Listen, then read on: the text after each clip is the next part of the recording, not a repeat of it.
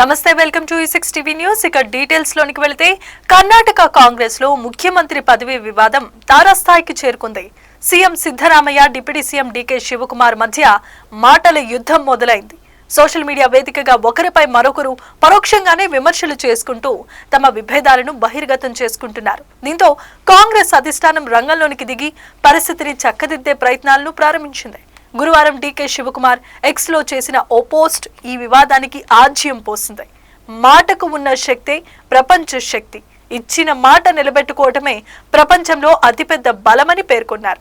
2023లో ప్రభుత్వం ఏర్పడినప్పుడు కుదిరినట్లుగా చెబుతున్న 2.5 ఏళ్ల అధికార మార్పిడి ఒప్పందాన్ని గుర్తు చేయడానికే ఈ పోస్టు పెట్టారని రాజకీయ వర్గాల్లో చర్చ జరుగుతోంది. ఇక డీకే పోస్ట్ కు సిద్ధరామయ్య కూడా అదే తరహాలో ఘాటుగా బదిలిచ్చారు. ప్రజలకు మంచి చేయనప్పుడు మాటకు శక్తి ఉండదని కౌంటర్ ఇచ్చారు. తమ శక్తి పథకం ద్వారా మహిళలకు 600 కోట్లకు పైగా ఉచిత ప్రయాణాలు అందించామని గుర్తు చేశారు. ప్రజలు తమకు 5 ఏళ్ల పూర్తి కాలానికి అధికారం ఇచ్చారని, తమ మాట నినాదం కాదు, అదే తమకు ప్రపంచమని స్పష్టం చేశారు. ఈ మాటల యుద్ధంపై కర్ణాటక బీజేపీ వ్యంగ్యాస్త్రాలు సంధించింది. ఇది శక్తి గురించి కాదు, కుర్చీ గురించేనని ఎద్దేవా చేసింది. అంతేకాదు డీకే శివకుమార్ ను ట్యాగ్ చేయాలి అంటూ సిద్ధరామయ్యను ఉద్దేశించి పోస్ట్ చేసింది. ఇక నవంబర్ 20తో సిద్ధరామయ్య ప్రభుత్వం 2.5 ఏళ్ల పరిపాలన పూర్తి చేయడంతో ఈ వివాదం మళ్లీ తెరపైకొచ్చింది.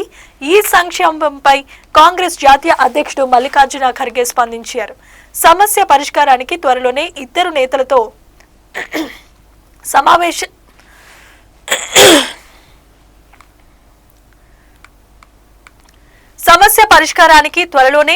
నేతలతో సమావేశం ఏర్పాటు చేస్తామని, సోనియా గాంధీ, రాహుల్ గాంధీలతో చర్చించాకే తుది నిర్ణయం ఉంటుందని ఆయన స్పష్టం చేశారు.